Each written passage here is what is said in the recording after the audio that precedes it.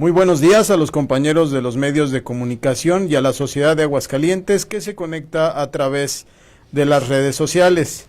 Este es el informe técnico a través de la rueda de prensa virtual que hacemos ya de manera tradicional desde el inicio de la pandemia, hoy jueves 18 de junio. Sin más preámbulo, adelante, doctor Pisa, si nos hace el favor. Buenos días a todos los que nos ven por este medio. Vamos a dar inicio al informe técnico del día de hoy con respecto al comportamiento de la infección o la pandemia del coronavirus a nivel nacional y a nuestro estado. Tenemos la primera información que se reportó ayer con 159.793 casos confirmados acumulados hasta el día de ayer, 22.209 casos confirmados activos, total de casos sospechosos 59.076, con un número de 19.080 defunciones en todo el país. La siguiente información con respecto a nuestro estado, tenemos que llevamos 838 pacientes recuperados, 2.253 casos confirmados, 148 sospechosos, casos negativos 7.392 y 110 defunciones, lo que nos da un total de 9.793 casos o pacientes revisados hasta el día de ayer. La distribución por municipio, ustedes la pueden ver en la parte derecha de la pantalla, los números de cada municipio en estos momentos. En la siguiente tabla estamos viendo el comportamiento de las pruebas realizadas por cada 100,000 habitantes. Seguimos siendo el segundo lugar que aplica más pruebas. Si ustedes se fijan, la tendencia es que todos los demás estados están haciendo la misma estrategia que nosotros llevamos desde un principio. Ya Tabasco está muy cerca a 2 pruebas de nosotros, del superarnos, de hacer pruebas. El sigue Coahuila y si se fijan se van creciendo el número de pruebas que están haciendo todos los estados, porque efectivamente estamos comprobando y están comprobando que es la mejor manera de darle seguimiento a la pandemia, muestrear y muestrear para encontrar los casos positivos, efectuar los cercos sanitarios y que redunde en un mejor control tanto en ingresos a hospitales como en la tabla de defunciones. Y así vemos abajo las tablas de defunción, la letalidad, seguimos siendo el estado con menor letalidad y esto no es más que consecuencia de la estrategia de seguir detectando casos todos los días en todo el estado. Tenemos la ocupación hospitalaria, estamos con una ocupación del 17% de camas generales para COVID, con una disponibilidad del 83%, y de las camas de terapia intensiva tenemos una ocupación del 33%, con una disponibilidad del 67%. El comportamiento de la enfermedad fue de la siguiente manera: 33 graves, 64 muy graves, distribuidos 18 en el IMSS, los graves, 10 en el sector salud y 5 en el ISSSTE. Muy graves, 44 en el IMSS, 19 en el sector salud y 1 en el ISSSTE. En la siguiente tabla vamos a ver los pacientes positivos. Si ustedes se fijan, en la gráfica las barras están cargadas hacia la izquierda. Sigue siendo todavía el predominio de los 20 a los 59 años donde más tenemos casos. La mortalidad, si se fijan en la tabla, ha habido en esa gráfica de barras a que hay algunos despuntes. Ustedes van a ver que se mantiene en un promedio de 4 y con ligeros despuntes de las defunciones.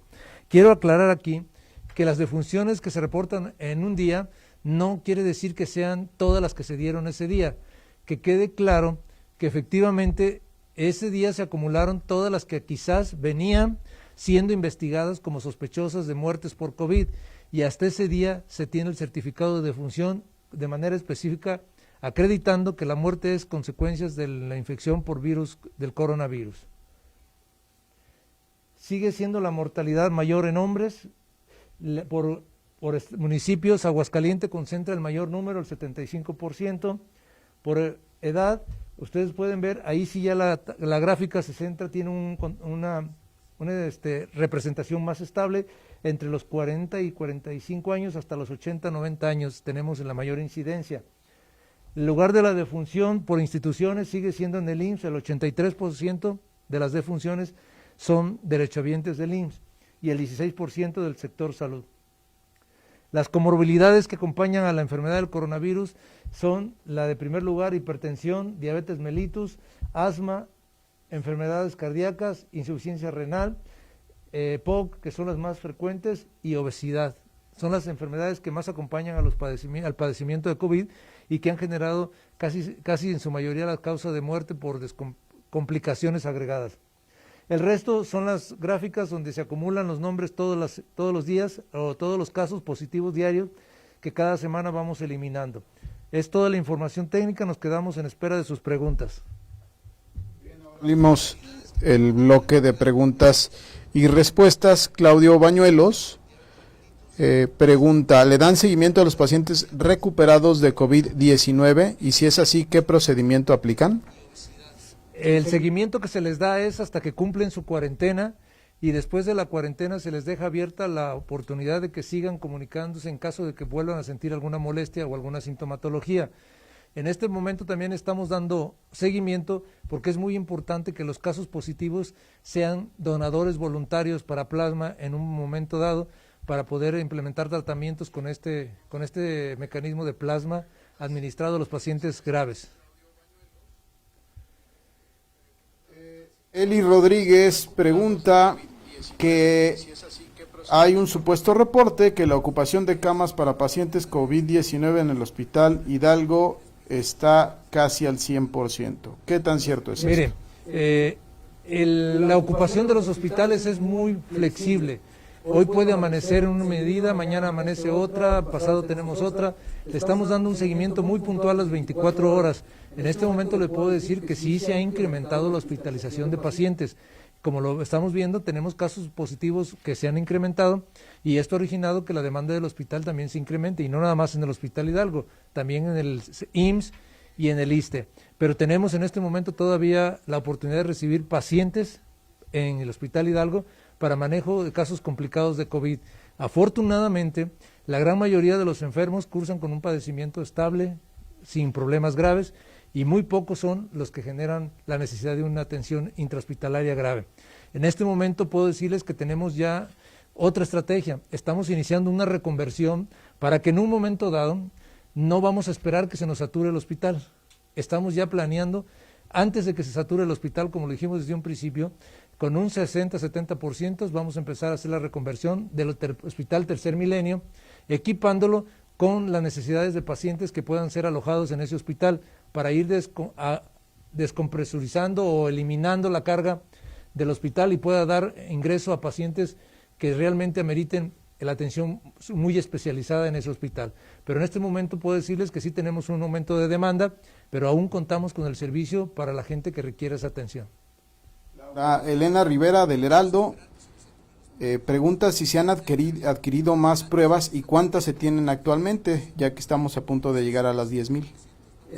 Ahorita se están por terminar las 10,000 primeras pruebas que se compraron, ya está hecho el pedido, están por llegar otras 10,000 que se autorizaron la compra para tener pruebas suficientes y continuar a hacerlas. Pregunta también si ya llegaron las pruebas rápidas y, de ser así, ¿cuándo comienzan a ser aplicadas? Las pruebas rápidas parece ser que llegaron, no estoy muy seguro, pero llegaban el día de ayer o hoy y se van a empezar a implementar a partir de la próxima semana a través del área de regulación sanitaria para manejar el control de la aplicación de estas pruebas. Alberto Viveros pregunta si hay posibilidad que el operativo Centinela lo apliquen a trabajadores del sector salud y paramédicos. Se está haciendo en todas las áreas. Los trabajadores del sector salud que presentan alguna sintomatología o refieren que tuvieron contacto con algún paciente positivo, el sector salud se le está haciendo el seguimiento a todos. Gerardo Rodríguez, de Líder Empresarial, pregunta ¿a qué signos deberían de prestar atención los enfermos para prevenir un desenlace fatal más allá de la aparición de síntomas graves como la dificultad para respirar?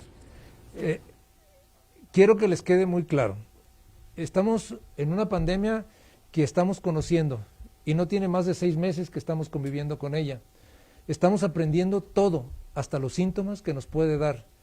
En un principio decían que era como cualquier catarro común, después agregaron otros síntomas, después dijeron que era más específico la fiebre y la cefalea, después que la anosmia, después que alteraciones vasculares superficiales en piel, después se fueron agregando más y más y más síntomas que han sido comprobados y que se han ido viendo que pueden ser relacionados con la infección por el COVID.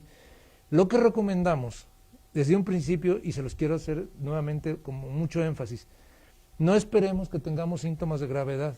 Si tú tienes una sintomatología mínima sugestiva de que estás infectado por el coronavirus, acude a atender o a pedir atención médica lo más pronto posible, porque es tan sorpresiva esta enfermedad que aún no nos da los detalles finos de cómo va a evolucionar un paciente que tiene fiebre. Hemos tenido pacientes que con fiebre a las 12 horas ya están internados graves. Tenemos pacientes que tienen insuficiencia respiratoria y jamás han sido internados en el hospital, se han quedado en su casa. Entonces no está definido cuál es el punto o cuál es el signo o cuál es el dato que nos pueda decir este segurito se va a agravar. Entonces, ¿qué estamos recomendando? Acudan a tiempo, no se esperen a tener los síntomas graves, en cuanto sientan la sintomatología, acudan a pedir la atención médica lo más pronto posible. ¿Es recomendable el uso de un oxímetro para monitorear la saturación de oxígeno? Sí es recomendable, pero si no tienes la pericia o la experiencia de interpretarlo, pues a lo mejor podemos confundirnos más. Yo creo que sí es recomendable porque te va diciendo cuál es el problema de respiratorio que estás teniendo, pero como vuelvo a repetir, es uno de los indicadores que te dice que puede estarse complicando el paciente, mas no es el definitivo. Alejandro Romo de Newsweek refiere que un representante sindical del Hospital Hidalgo ha señalado que se han dejado de aplicar pruebas de detección de COVID. ¿Es cierto? Bueno, se han dejado de aplicar en dónde y cuándo. Nosotros, les acabo de enseñar, quiero que les quede bien claro, nosotros estamos siendo una muestra de la gráfica que les presenté. Al principio fuimos muy señalados porque estábamos en primer lugar de casos positivos, en segundo lugar de casos positivos, y era por la gran cantidad de muestra que estábamos haciendo. Entonces, no veo por qué la persona que dijo eso dice que se dejaron de hacer cuando estamos reportando todos los días qué cantidad de pruebas se están haciendo en todo el estado. Y el personal de salud que refiere alguna sintomatología de inmediato es aislado, se le toma muestra a él y a sus contactos para estar seguros que no sigan generando contaminación en el hospital, porque es de las áreas donde menos queremos tener contaminados, porque el ejército que tenemos para pelearle al coronavirus son los médicos y las enfermeras de los hospitales. Entonces, no sé en qué se base, pero sí les puedo demostrar con pruebas reales, como lo están viendo ustedes todos los días. Tenemos un récord de aplicación de pruebas a toda la ciudadanía del estado de Aguascalientes. Alberto Romero, ¿cuántas camas con ventilador hay en el Hidalgo y cuántas están ocupadas?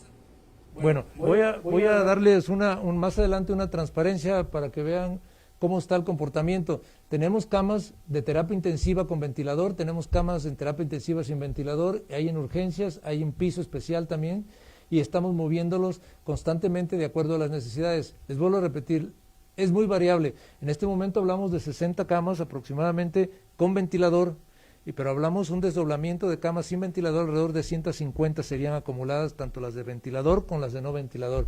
En este momento tenemos, ¿cuántas doctores en el Hospital Hidalgo con ventilador ocupadas? ¿Cuántas ocupadas con ventilador? Tenemos al día de hoy 16 personas que están utilizando ventilador en el Hospital Miguel Hidalgo. Ok. Eso es lo que tenemos ocupado ahorita hasta este momento. Esto puede variar en la noche porque, como les vuelvo a repetir, esto es muy variable todas las 24 horas. ¿Sale? ¿Y cuántas camas, pregunta Alberto Romero también, hay en general en el estado y cuántas están ocupadas? 167 camas tenemos en general, tanto de hospitalización general como de terapia intensiva, y las que mencionamos son de terapia intensiva y el resto son de camas hospitales generales. O sea, pacientes que no necesitan intubación, pues. Luisa Fernanda Pliego desde la red, ¿ya se aplicó plasma a algún paciente? En Aún caso no. positivo, ¿a cuántos? Aún no, porque no tenemos autorización de protocolo todavía. Jennifer González, ¿cuándo quedará completa la reconversión del Hospital Tercer Milenio? ¿Y cuál es su capacidad? Miren, está ahorita en proceso la remodelación, remodelación física pues de la unidad, ya se terminó la obra. Hoy esperamos que se instalen las camas, el total de camas que faltaban pues tendrá capacidad para 30 pacientes y esperamos que para este fin de semana esté en condiciones y completamente montada. Les recuerdo, estamos preparándonos desde antes que se dé la saturación en el Hospital Hidalgo. Ya estamos con la estrategia de la reconversión del Tercer Milenio para en un momento dado empezar a despresurizar el Hospital Hidalgo y que siga dando la atención especializada como Hospital COVID y auxiliada por el Tercer Milenio con los especialistas que ahí tenemos. Peña pregunta, ¿de qué manera se asegura que quienes dan positivo de COVID y están en casa mantengan un verdadero aislamiento y qué consecuencias tienen aquellos que no cumplan este resguardo? Creo que la mejor seguridad es tu responsabilidad personal.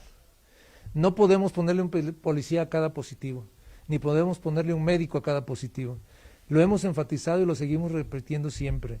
La responsabilidad del ciudadano es muy importante para que esta pandemia se controle. Ninguna medida de gobierno va a ser capaz de controlar la pandemia si la sociedad no participa enteramente en esta campaña.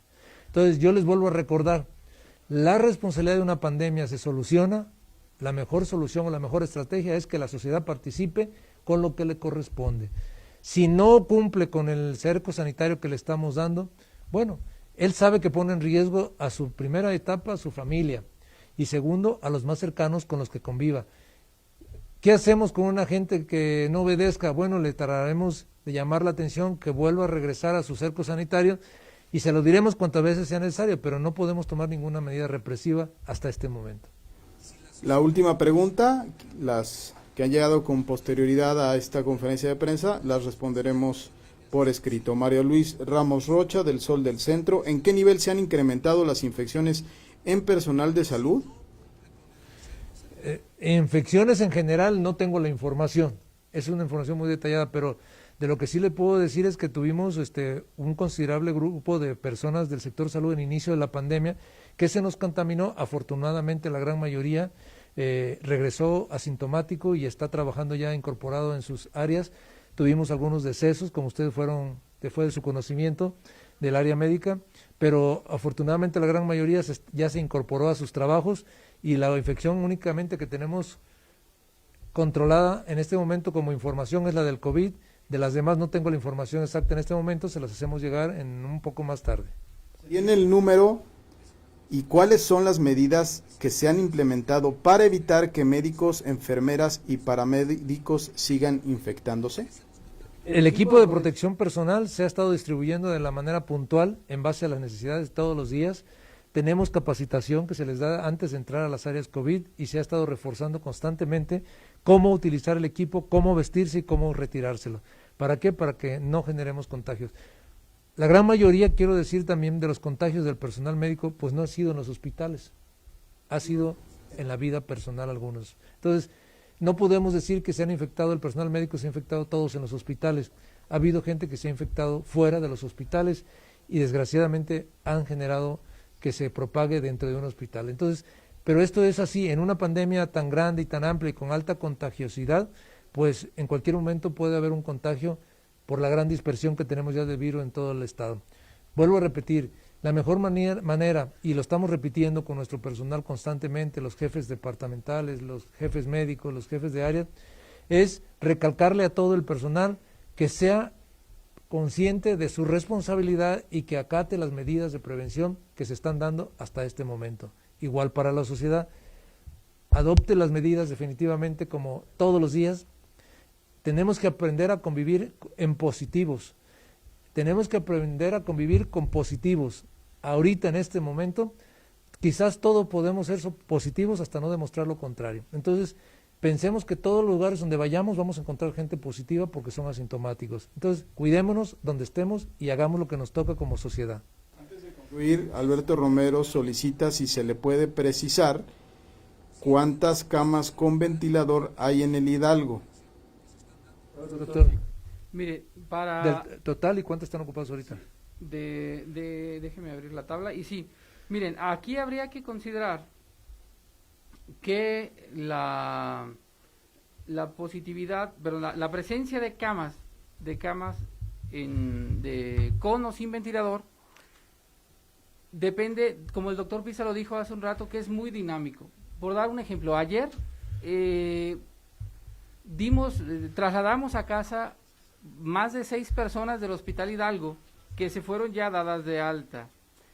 Eso da que para el corte de camas con el que cerramos el día de ayer, para hoy ya es diferente, es nuevo, se ha ampliado. El registro que tenemos a nivel estatal de ventiladores disponibles son 161 en total. Al día de ayer teníamos 35 ventiladores asignados exclusivamente al área COVID en el Hospital Miguel Hidalgo. Por supuesto, ya habrá que actualizar cómo terminamos el día de hoy, pero al cierre del día de ayer teníamos 35 ventiladores en condiciones pues de atender pacientes COVID. Muchísimas gracias. Un mensaje final, doctor Pisa, para concluir. Solo darles una información que me acaban de proporcionar. Por ahí se dijo también que tenemos un alto número de contagios en el Hospital Hidalgo. Quiero confirmar en este momento que no es verdad esa información. Solo me están reportando 3 casos activos del Hospital Hidalgo en este momento.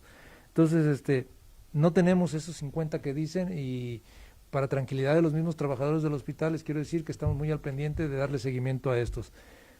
Quiero pedirles y recalcarles, agradecer a todos los médicos que están haciendo esta actividad directamente en las áreas, enfermeras, médicos y paramédicos, pedirles que sigan cuidando sus medidas de prevención, que no hagan exceso de confianza con las medidas, que tomen todo lo que sea pertinente, y agradecerles su gran trabajo y su gran dedicación. Pedirles nuevamente, y creo que de manera muy enfática a toda la sociedad, señores, estamos en manos de una pandemia que todavía no ha terminado. Esto no ha terminado y tenemos que aprender a convivir con ella. Solo les pido que los que se salen a hacer actividades esenciales tomen sus medidas de precaución. Se ha hablado del cubreboca, que si sí, que si no, nosotros lo empezamos a usar porque creíamos que era una barrera pertinente de usar. En este momento, no dejen de usar el cubrebocas, usen el lavado de manos, usen el gel y guarden su distancia.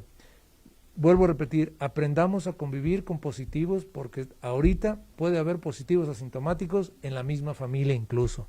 Entonces, guardemos distancia, usemos cubreboca, usemos el gel, lavemos la mano las veces que sea necesaria al día y tengamos mucho cuidado de no asistir a reuniones muy concurridas o generar reuniones de ese tipo. Muchas gracias. Muchas gracias. Les estaremos convocando a través de los medios oficiales del Gobierno del Estado en los próximos comunicados. Hasta pronto.